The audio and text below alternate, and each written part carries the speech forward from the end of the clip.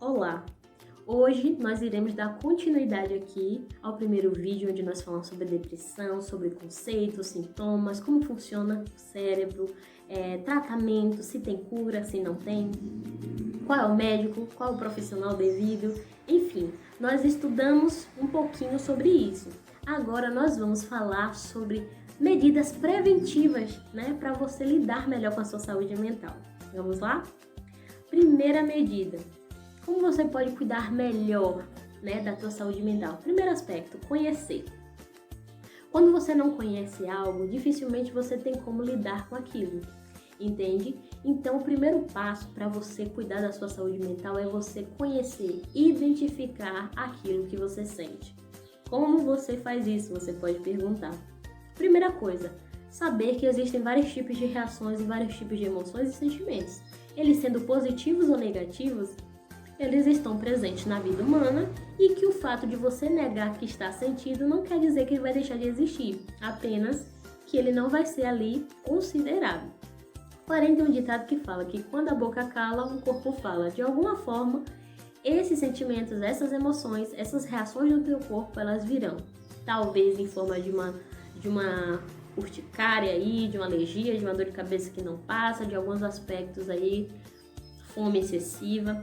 Então, o teu corpo vai, na verdade, te dar sinais de quando existem fatores que estão saindo aí do âmbito, né, do bem-estar. Então, o primeiro aspecto é você conhecer aquilo que você está sentindo. Como isso é feito?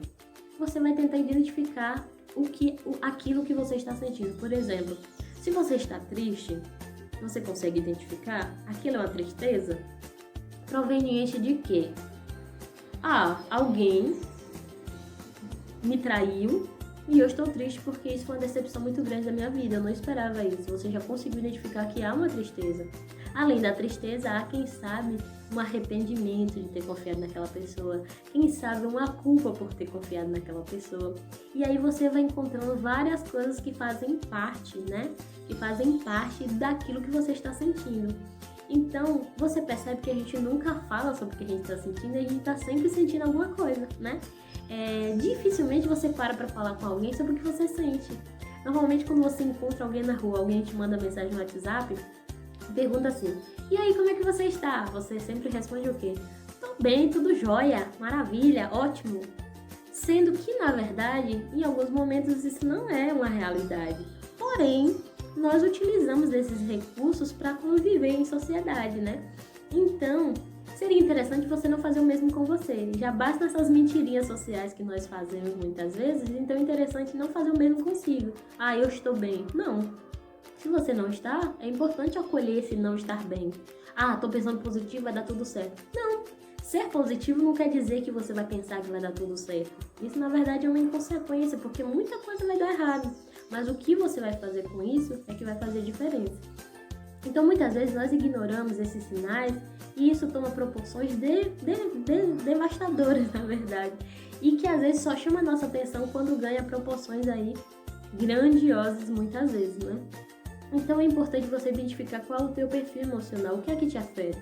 Tem gente que, por exemplo, que não consegue lidar com críticas. Tem pessoas que conseguem lidar numa boa. Tem gente que se sente muito machucado se alguém, né, faz um comentário ali na frente de todo mundo, né? Tem gente que consegue lidar com isso. Tem gente que consegue lidar com ciúme. Tem gente que não consegue. Então, identifica o que é que te abala, o que é que te deixa para baixo, o que é que te alegra, o que é que te anima. Entende? Você consegue identificar o teu perfil?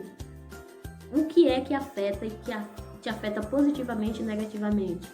Quais são as características que outras pessoas fazem, coisas que as pessoas fazem que te afetam de uma maneira, impactante? Então, existe uma piada que fala assim, que psicólogo tudo só fica perguntando como você está se sentindo. Muita gente fala que psicólogo só faz isso, né? Que não é verdade. Mas esse é o ponto de partida para qualquer tratamento. Para evoluir, é preciso identificar como você vai melhorar uma coisa que você não sabe onde é.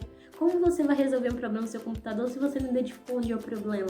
Então, para você tratar de qualquer questão, é necessário identificar aquilo.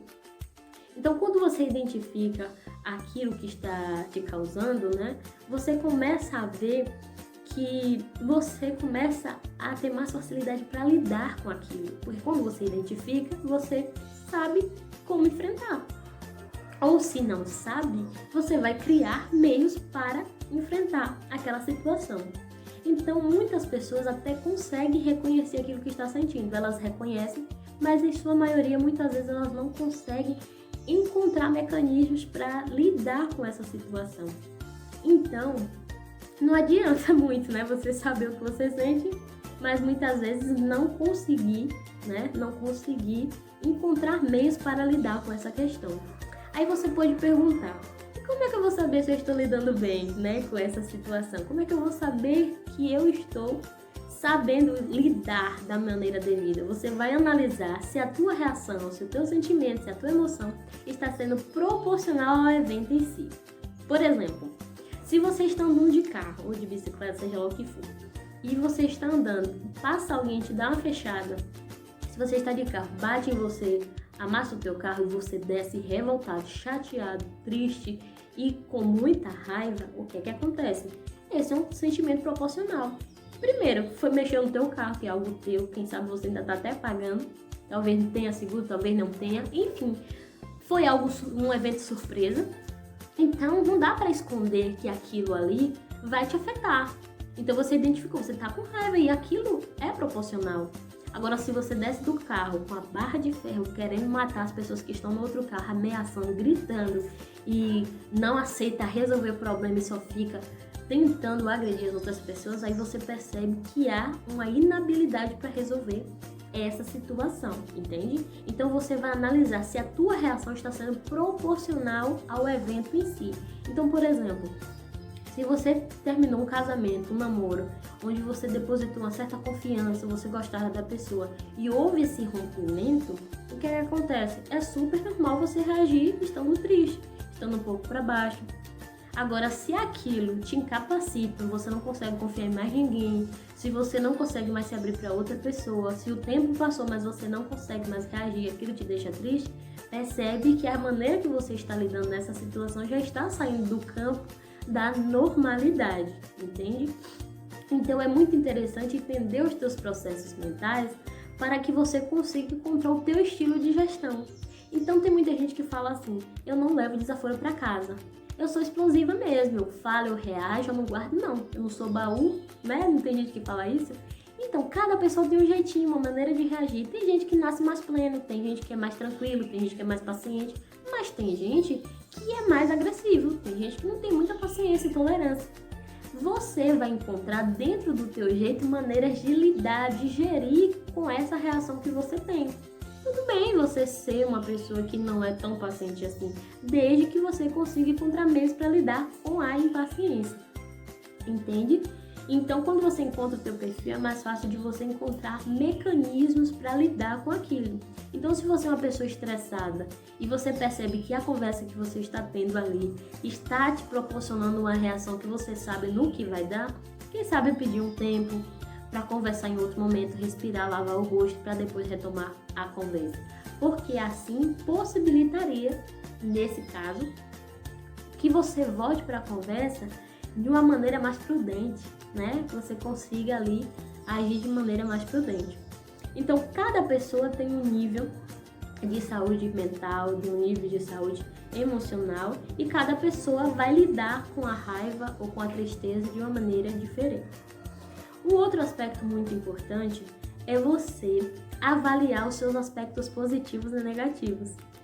Isso pode parecer uma coisa simples e que não tenha ligação, mas tem muito, sabe por quê? O que é que isso tem a ver com saúde mental?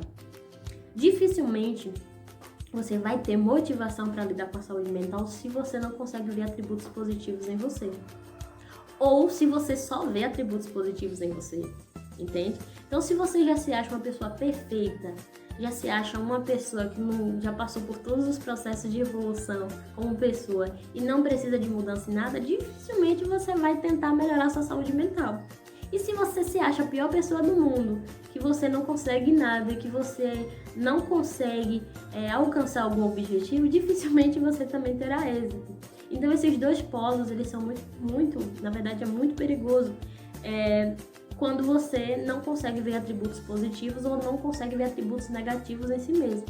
Então, você pode pensar, mas eu sou um bom pai. Sim, é possível ser um bom pai, mas mesmo assim tem alguns atributos que não são tão favoráveis, tão agradáveis assim, porque cada pessoa terá em si mesmo várias características positivas e negativas. E o fato de ter um atributo positivo não faz de você uma pessoa perfeita.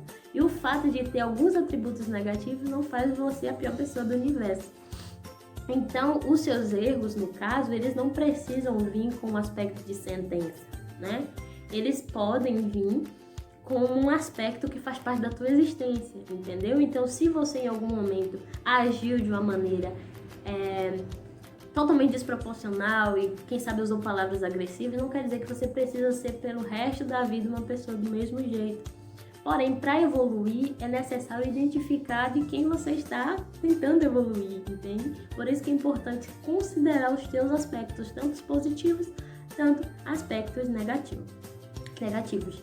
O próximo aspecto é não fuja do desconforto, né? Como assim? Como não fugir do desconforto? Nós temos uma inclinação natural muito grande de fugir da dor, né? Em casos raros, as pessoas, na verdade, procuram a dor.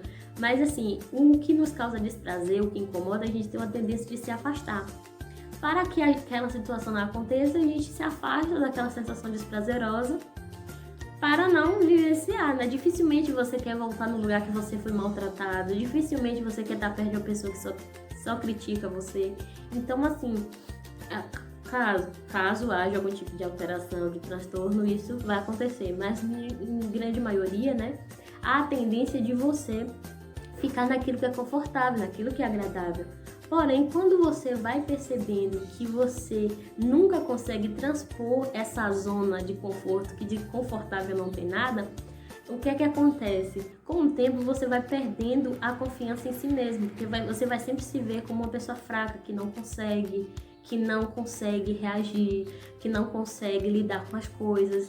Então, todas as coisas que acontecem, que você vai permanecendo na sua zona de conforto, você vai se enxergando como uma pessoa menor do que aquilo que você é.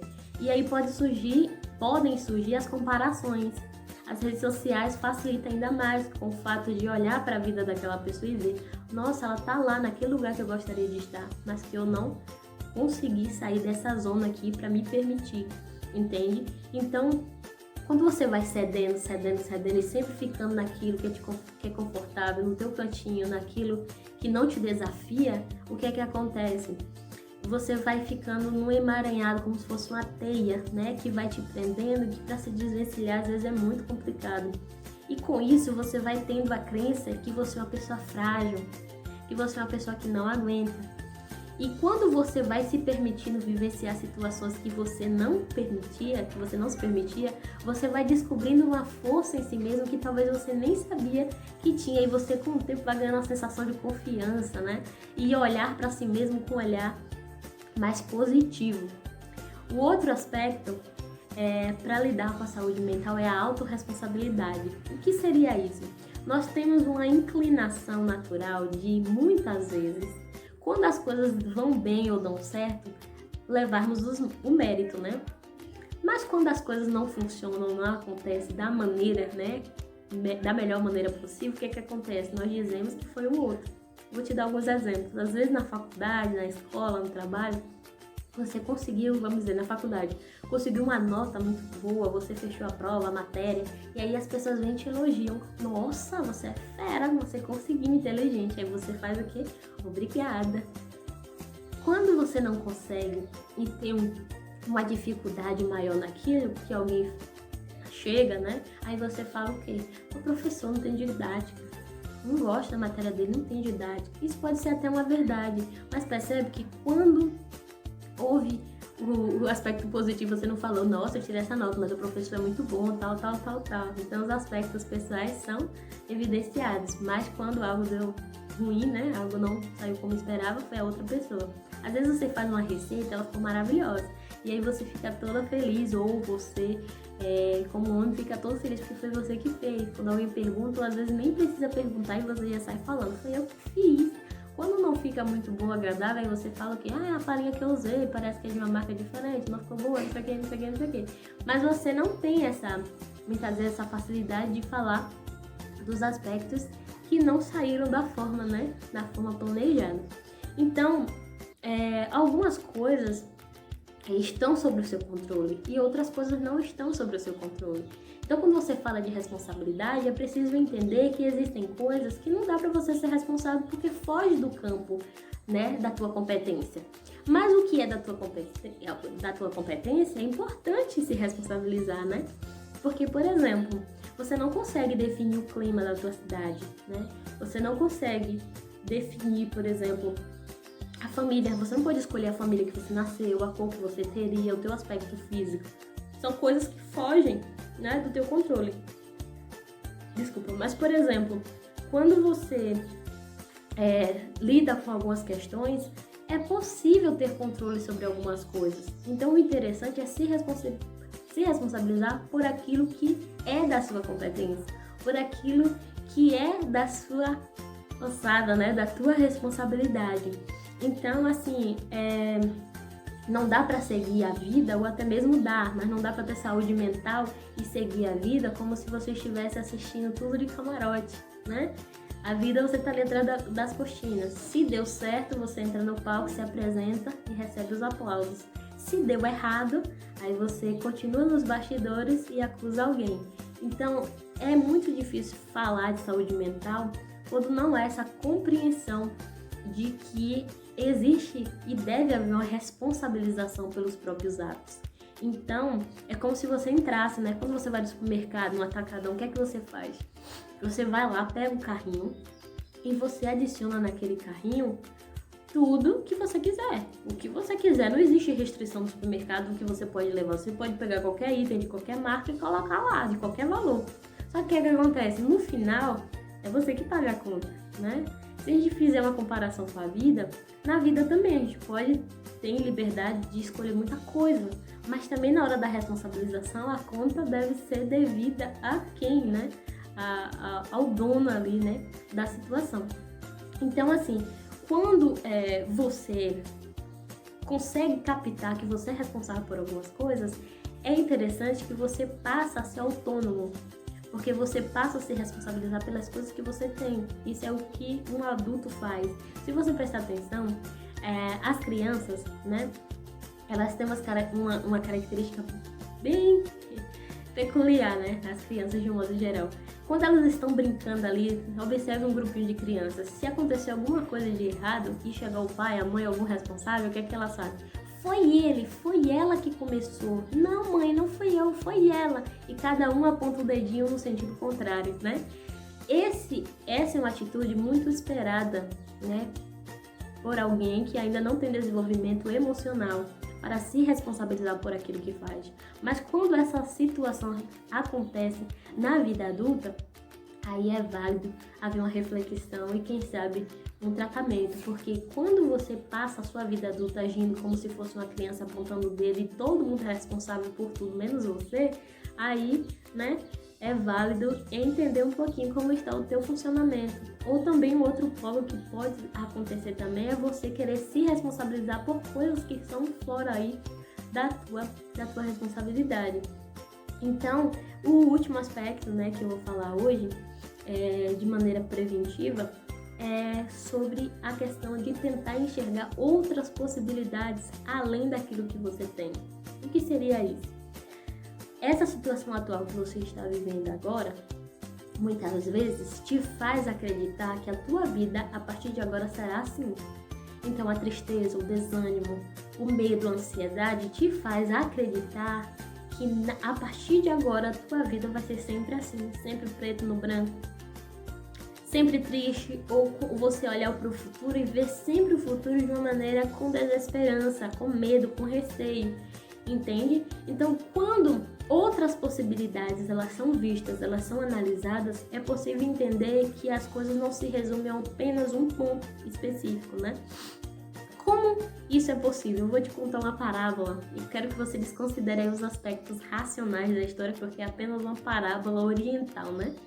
É uma parábola onde conta que 5 cegos 5 cegos, eles entraram numa floresta e eles encontraram um animal. O animal era um elefante, mas como eles eram cegos, eles não sabiam que animal e eles não sabiam identificar que animal era aquele. Aí eles tiveram a ideia, vamos fazer o seguinte, vamos apalpar. E cada um vai descrever como é esse animal. Então vamos fazer o seguinte, vamos apalpar, vamos descrever como é esse animal e nós vamos identificar. Aí o primeiro cego falou, eu começo. Foi lá, só que ele apalpou a orelha. Quando ele apalpou a orelha, ele falou assim pro restante, rapaz, esse animal parece um leque. E é mole, e não é tão grande não, é tipo um leque. É o segundo, agora eu fiquei curioso. Só que ele foi e apalpou a tromba do elefante. Quando ele apalpou a tromba, ele falou assim, leque? Não, ele parece um tubo. Ele parece um tubo, ele não para de se mexer, ele se movimenta muito. Aí o terceiro falou assim, eu vou olhar também. Aí foi e apalpou a pata. Quando ele chegou na pata, ele falou assim, vocês estão é doido. Que nada de leque, nem de tubo. Esse animal parece um tronco de uma árvore e ele é alto e é muito largo. Aí o quarto cego foi e falou assim, pois eu só acredito vendo. Foi lá e apalpou o rabo do elefante. Quando ele apalpou o rabo do elefante, ele disse, esse animal é bem delicado e é fininho. Eu achei ele bem delicadinho, assim, macio e fininho. Aí o último foi, se jogou no lombo do elefante, apalpou, ele falou, fino? Delicado? Vocês estão com algum problema, não é possível. Esse animal é imenso, uma magnitude imensa. Nunca que um animal desse é delicado. E aí a briga foi instalada ali entre eles e cada um tentava mostrar aquele ponto de vista que cada um tinha de maneira diferente, né? O que é que essa parábola pode nos trazer de lição? O apego a apenas alguns pontos de vistas únicos acaba nos permitindo a ter uma visão parcial das coisas, a limitar a nossa visão. Então, muitas vezes, não é porque você não está conseguindo agora que você não vai conseguir nunca. Não é porque você não conseguiu tirar a habilitação no tempo que você esperava que você não vai conseguir nunca. Não é porque não foi possível entrar na faculdade neste ano que você nunca vai conseguir ter uma realização profissional. Não é porque você não conseguiu ter êxito neste relacionamento que nunca você vai conseguir ter êxito em algum outro relacionamento. Mas percebe que é muito fácil das situações da vida nos sugar a ponto de limitar a nossa visão e enxergar apenas aquele ponto. Mas precisamos, na verdade, tentar exercitar a nossa visão a ver além de um único ponto. Entende? Não nos comportarmos como cada um daqueles cegos e achar que a nossa vida foi sentenciada daquela forma e que aquele ponto ali define quem nós somos, né? Ou como a nossa vida será, entendeu? Então, tente encontrar outros aspectos da tua história no momento. Analisa o que aconteceu no passado, quem você é, tudo o que você já conseguiu como pessoa. E com isso, eu tenho certeza que a tua saúde mental pode ter aí ganhos consideráveis.